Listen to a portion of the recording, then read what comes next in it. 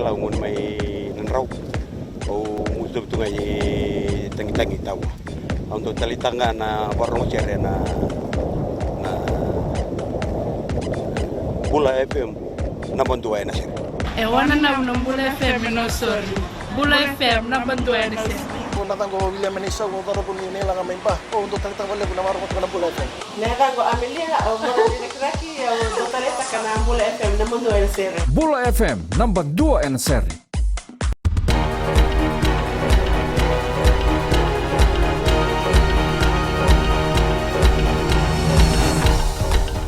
Sambul binaka sai ko ngo na pagleleka ni nonde tukutuku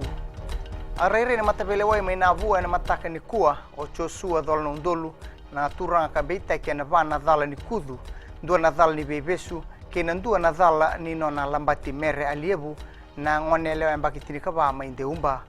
rona kisi ni kudu e sema kina rotel na kisi ayado ene tikutu me buni mbuambua na bonua batanga e tukuni ni akudu bikino mere ni berni lambati ene tekibuni bulongo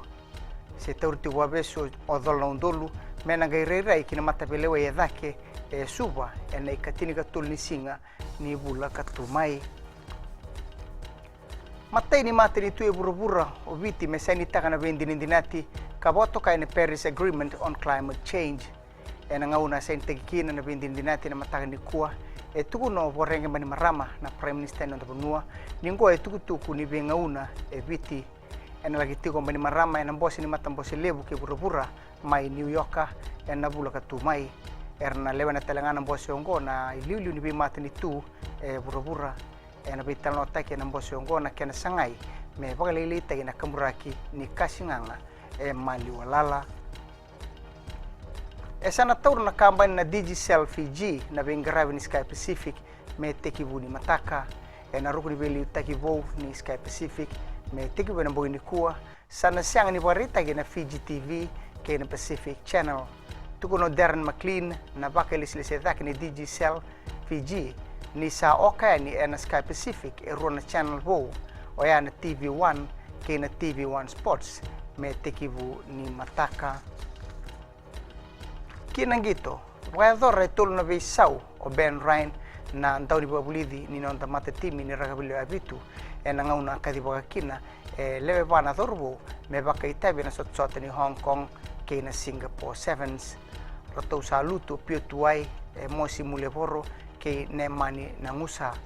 rosa ngito talo bila me mata ke apisa indomo lilai ke semi kunatani na dorbo kangito tiu me barense tini ka bana dorbo sama indingi taki chasa bermalua sebuloni modena dhangi isake katunimbau masivesi ndakuanga aminoni na silasila cheri tuai wate morabo osea kolinisau sabe na darwada ke chosua pidi viti etumbu bat ke Canada Korea ke welesi ena mado meongo kana roni sarabitiko ena FBC TV maidha bekiri na boleleka ni nonde tukutuku ni bwadin vinaka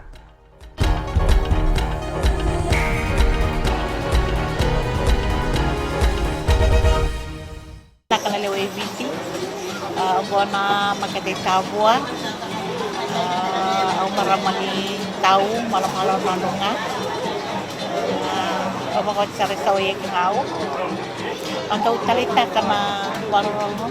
dari radio video one tahu mai serua tahu warunga ena radio video one antau mai bitina bangana ya nimbula na dangoloa taratu au maramani telebu au wakiti ngai lebu housing au ndo baronga na radio Fijiwan ndo moibiti na bonga ni beyani na radio Fijiwan ndo moibiti na bonga ni beyani